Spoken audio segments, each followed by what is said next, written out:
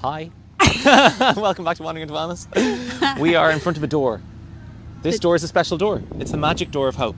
It's so lovely, actually. It is so lovely, isn't it? And like the messages we've got, what have we got? So keep the planet green. Mondays for Mother Earth. Climate justice will happen. ... hopefully. With mass rebellion, we open the door of hope.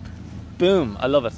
We don't have to read all of them off, but that basically is it. Mass rebellion is what we're here for. This is Rebellion Week, and Extinction Rebellion is, they've ramped up to a week-long protest. They've taken over a chunk of Merrion Square. They're doing loads of actions for the week, and we've been talking to some of the main kind of people within it, the coordinators and the activists here who are, making real change in their own lives and like doing a lot of stuff on behalf of us. Yeah. Like, oh my God, they're like doing the work that we should be doing. We should be like standing down and giving them praise and washing their feet and giving them bread. Yeah, and instead of that, we're not really doing that. I mean, so many of us are excited and are part of this and hopeful for change, but so many people are kind of reticent to join in with the action and to be a part of that change and kind of almost looking down on it, right? And it seems like the only people who aren't reticent are those people who are actually, here on the ground doing the work. There's not a huge gang of them, but this is what, like, one of the Extinction Rebellion's core principles is. It only takes 3.5% of the population to make mass change. We just have to hope to God that they're going to get there, that we're going to get there, essentially. And it's not a they, and that's the problem. They're being treated like an activist movement, same as all the others, as opposed to like, no, this is you and me and everybody. It's like... Well, it's an othering, isn't it? Yeah. It's that same thing of like, climate change is something that's happening like over there in the different countries and not in our country, but it's completely relevant to us. I mean, we're a small, tiny island nation. We're surrounded by sea. Yeah. It is a problem. Yeah, and the seas are rising. Anyway, this is another interview that we've taken from Extinction Rebellion Week, so I hope you guys enjoy all of the content we brought you, and tune in. See you in a bit. Hey folks, welcome back to Wandering into Wellness. Hello. Finn and Lydia as per usual, and we've got Eoin in between us, who is part of the Extinction Rebellion Week's activists. And also, interestingly, I mean, in his own life, he's made the sort of change that would inspire one to make the sort of changes and makes it seem like a less impossible thing. And I think that's the most important thing for us here, because the overwhelm level is right up there. I mean, we're drowning under the real seas. We're also drowning under just the seas of like, I can't do this, Yeah. And so can you tell us what did you do first? Where did this start for you, and how did you start to make those changes? Do you have the same level of overwhelm? All of these things. Yeah, no, for sure. No, I'm in my 40s, my early 40s. I'm 42, and I guess I started really in my mid 20s, and I did a master's in multimedia, and we developed sustainability and an interactive game for kids, CD-ROM for schools. It didn't get deployed around Ireland. We nearly got there with the Department of Education. So from then on, I've been more of an activist. Did some work with Greenpeace, Friends of the Earth. I've worked with Green Party, and I do multimedia with them. But Extinction Rebellion 4 years ago, I moved to Cloughjordan Eco Village. Okay. So as a real change for myself, to move to a sustainable community, so an intentional community. And that's been probably one of the most significant things I've actually done to really do it. I'm also a passionate grower, so I grow a lot of food. And so by living in a Dublin garden in Ranelagh, I had very little space, and allotment was far away. So I connected myself to the ground by moving into the countryside and into an intentional community. Yeah, and so for you, that meant you needed to escape the city to provide the sort of thing that allowed you to, to live a sustainable life, or like a self-sufficient sort of approach. And do you think does that make do cities seem a little bit impossible to you then? Is that... Not impossible, but for someone with my passion to grow. Okay. And I guess what I've learned through Extinction Rebellion in the last 8 months for myself, I've really learned a lot, is that actually I'm trying to not become a millionaire with this growth paradigm that I've learned through school and to earn more. Yeah. I'm actually trying to lower my income level and be more like work with the land myself, personally work with the land, but as an achievement to earn less. So if I earn less, I impact less on the atmosphere. It's a basic principle. I cannot fly because I can't buy the tickets. My achievement, don't tell my mom, but is to say, I don't want to be a millionaire. I don't want to earn more. I actually want to earn less. Yeah. And that's not nice for your parents to hear, But they want you to succeed. So funny, success for me is earning less. Good for you. And that feels like but that's a brilliant message, because what I'm hearing, like from families on a family level, people are terrified because they're going, I really want to do stuff, but everything feels like it costs more money to get involved. And what you're saying is the exact opposite. Yeah, I guess what I was able to do by moving to the Eco Village is I got a smaller mortgage than a Dublin mortgage. So I still pay $800-900 a month. Now, how do I make that income? Well, I think for me is like a permaculture principle would be to have diverse sets of income. So I do a little bit of growing, food production. I make kimchi or pickles, so I add value to certain foods. I do multimedia production as well, and I can do plenty of other things. And so we're doing these cooperatives. The cooperative movement is doing more cooperation together, and a barter economy is really flourishing in the eco-village. Cool. And is that hyper localized and all of that? And do you feel that's kind of the way forward, that we really have to localize all of those economies? There is no doubt that globalization is destroying our atmosphere. That's just a fact. Yeah. And so localization is the only solution. That means feeding ourselves in clusters, 50-kilometer radius around the communities, around the city. All the green belts are to grow food, to feed in. Stop importing spuds into Ireland. Oh man, stop. It's one of my least favorite. What is it? 27,000 tons last year or something like that. 40% or something is imported, and we export, potato crisps or whatever. So it's all just madness, and we're starting to see it play out in front of our eyes. And localization is definitely something that I've been involved in my 20s, and it's finally doing it now through a large step to move to an intentional community. Not everybody can do that in the city, obviously, but we can grow a lot of food in green spaces, and we can feed into the city. It seems like community is the key. Absolutely, yeah. This intentional community is kind of like what XR is. Extinction Rebellion is these circles of communication, empathy, listening. We do that in the Eco-Village, and I've been profoundly learning how that happens and operates in the Eco-Village over the last 4 years. And here with XR in the last 8 months, that's kind of what we do in my home community, my neighborhood. Yeah. So it's very familiar to me, the language that my neighbors use, that they're also here with me in XR, they're using here in these circles, and it's really profound. It's incredible. And so how do we begin to change that language on a macro level? I mean, do we have to get people in the Dáil to start to speak in those terms? Like what?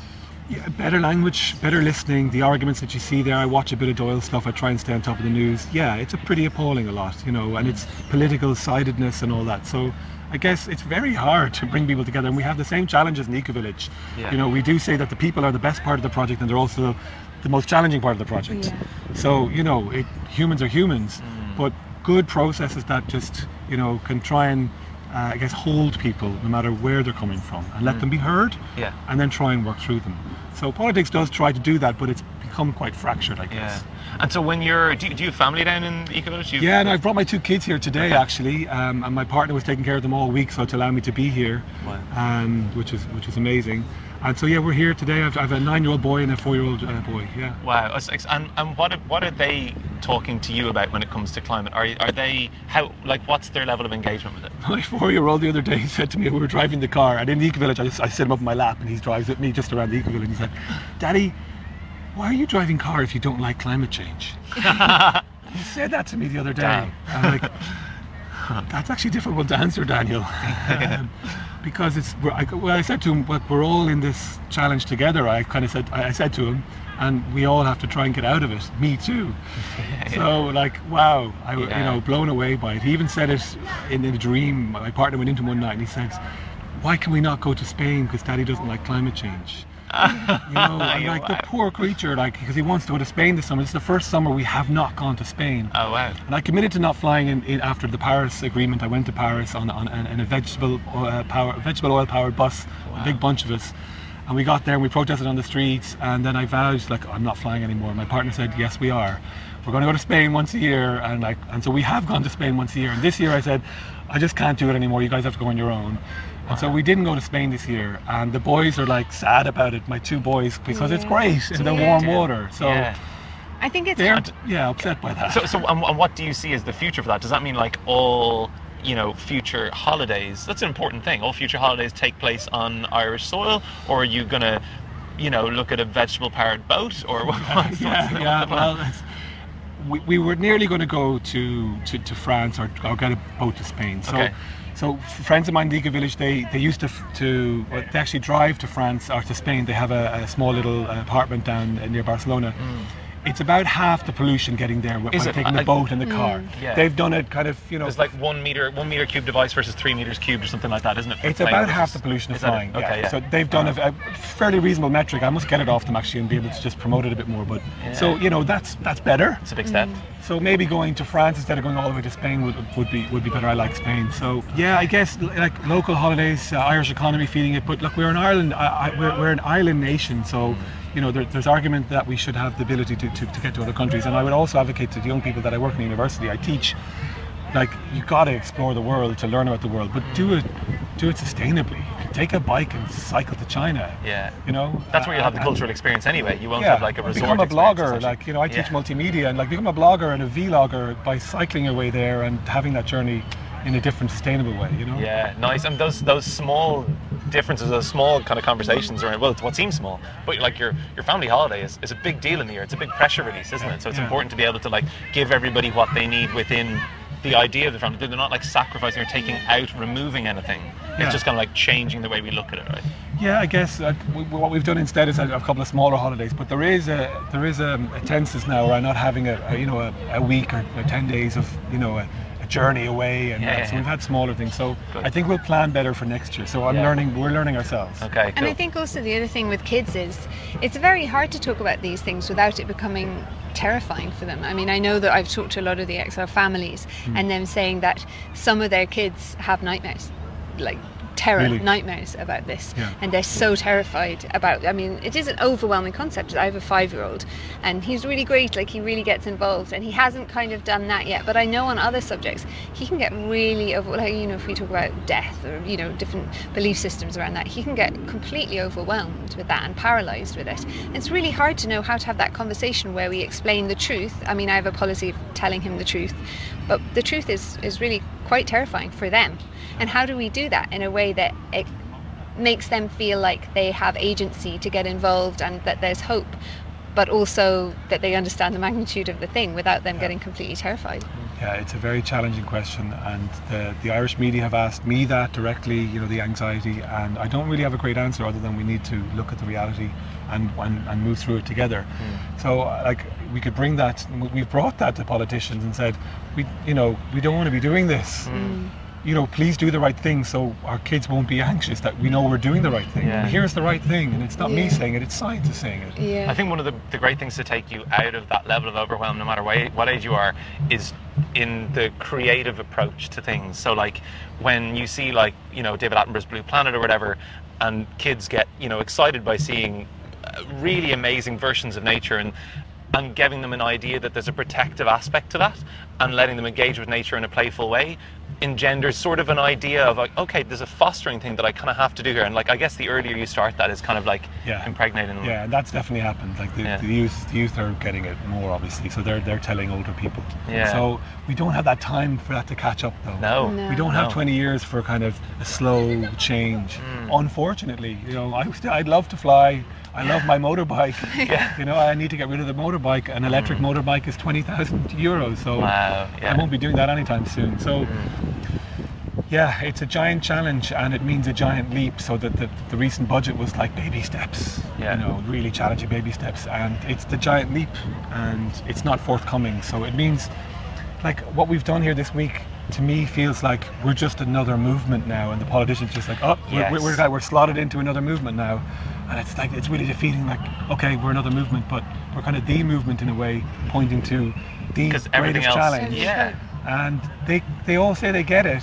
The media get it too. We're all getting it, but tomorrow there's another news story. Well, Monday I'll be back in work, and you know, people will be pulling past my door, and you know, back to business as usual. And I'm going to be very challenged by that. I've been very emotional all week, and I've been more and more emotional this year, more than I ever have been as an adult, actually.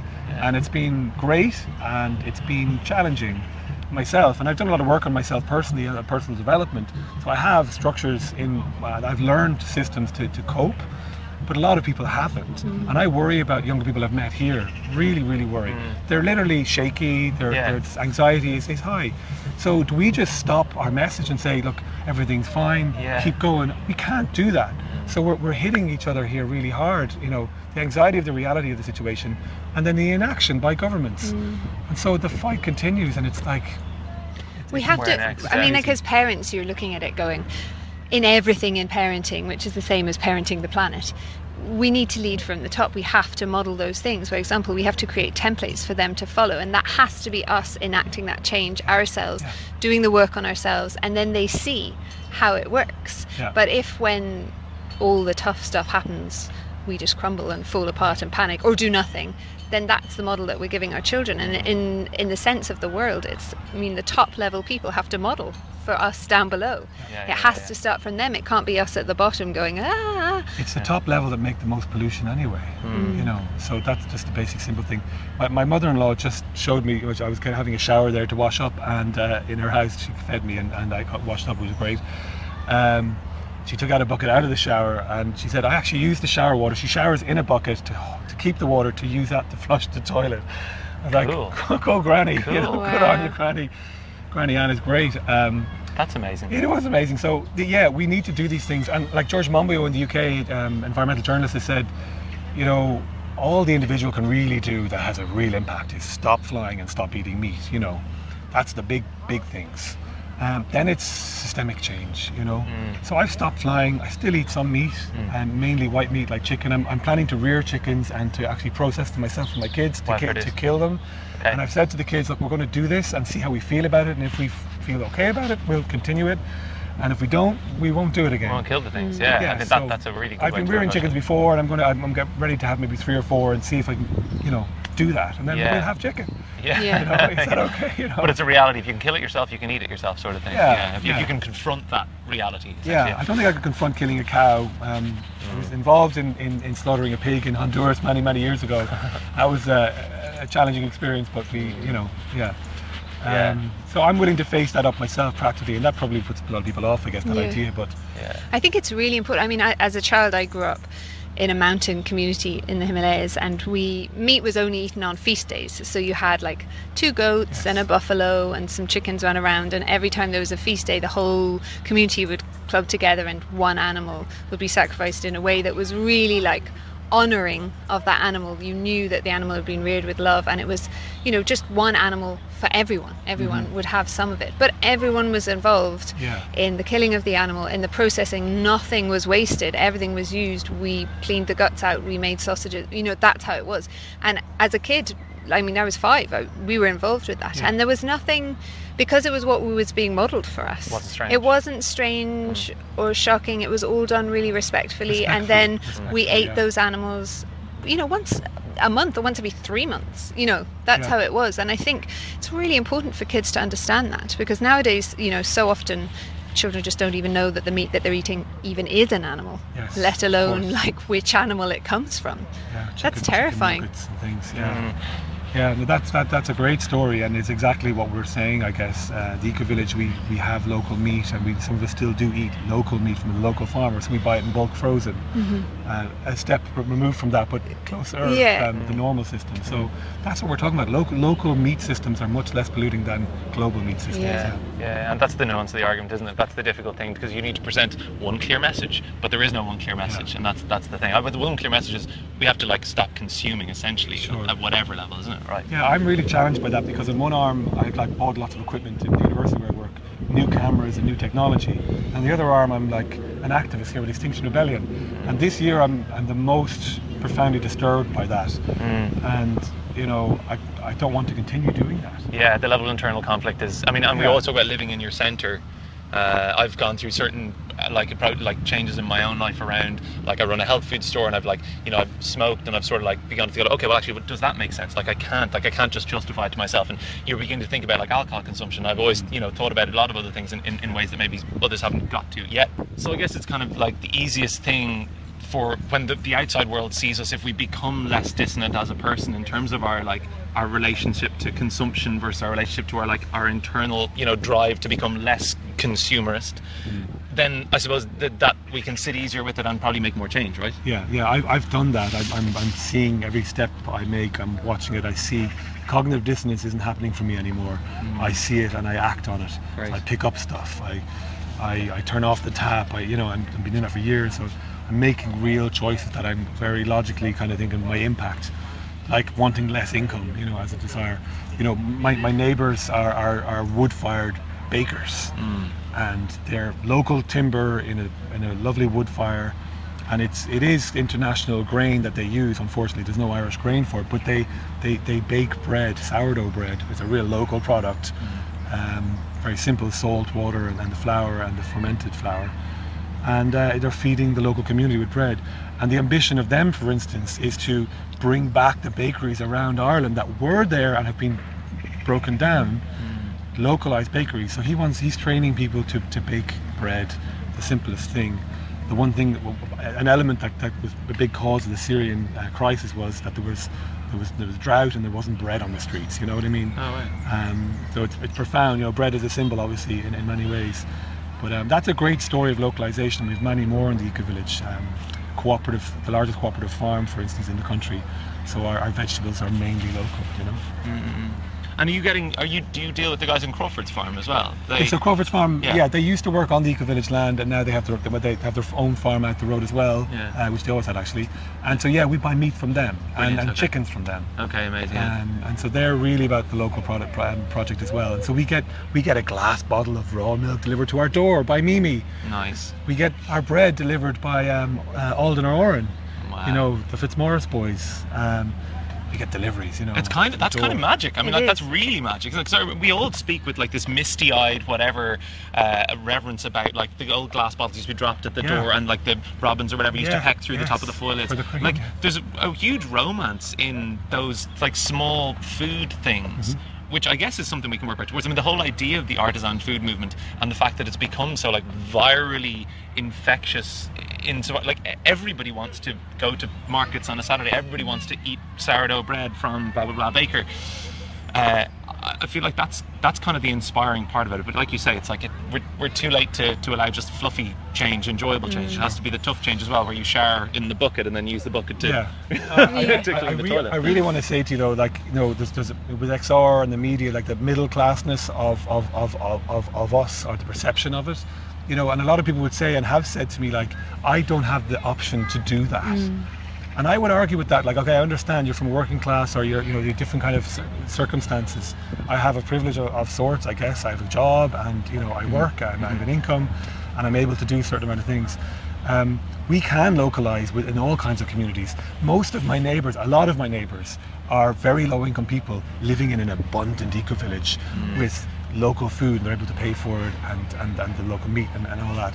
And the social system that we have built up is great. So that could happen in like Stoneybatter with the pub again, and the local baker and that, and producer, and maybe the greater Dublin area feeding in milk and meat into that. We can really do that. But the price of food has to go up, because it's very much standing with 7% or something like that. It should be more to pay a reasonable income to the producers. So they say that we pay roughly 5% of our income on food, whereas 50 years ago we spent roughly 50% of our income on food. Okay, it's something like that. And it's a vast difference. So we've splintered away in the wrong direction, clearly. And we need to return or redevelop, learning from the past, some of the good systems, and developing a better future. Cool. That is a powerful point to end on. Great. Thank you so much, Eoin. Thank you. Best of luck with what you're doing. I'm going to come down and visit now. We'll do the bakery courses. Deadly. That'd be great fun, actually. Yeah, super. Right. Joe Fitzmaurice. And actually, we have what I call speakeasies a couple of times a year. So there are gatherings where anybody can come. There's tickets. They're 10 or 20 euros. We will put on amazing local food, put on amazing local poetry, readings, music, and then DJs, and it's a wonderful local party. And it's a great time to come down and visit the project. Actually, there's one on, I think, the 2nd of November, the Saturday, 2nd of November, or is it 2nd or 3rd of November? Speakeasy in Cloughjordan. You know, we have a room for 100 people. Come down, and it's a great way to see what we are. Deadly. Love it. Okay, that's brilliant. So you heard it here first. Come down and join in the speakeasy. But we've got 2 tickets for ourselves already, so there's only 98 left. Sorry. So come ask Eoin questions through our. Actually, can people find you online? On Facebook, I'm Jambles, is Jambles. Perfect. There's only one Jambles. I've justmultimedia.com is kind of a website I have for kind of the environmental multimedia production work that I do. That's about it. So if you have more questions, guys, find them there, or come and ask us questions on Wandering to Wellness on Instagram, etc. And please come and like and subscribe on YouTube and on podcast. podcast app and on Spotify or whatever platform you use to access all this lovely content that we give you. Thanks very much for watching. Bye.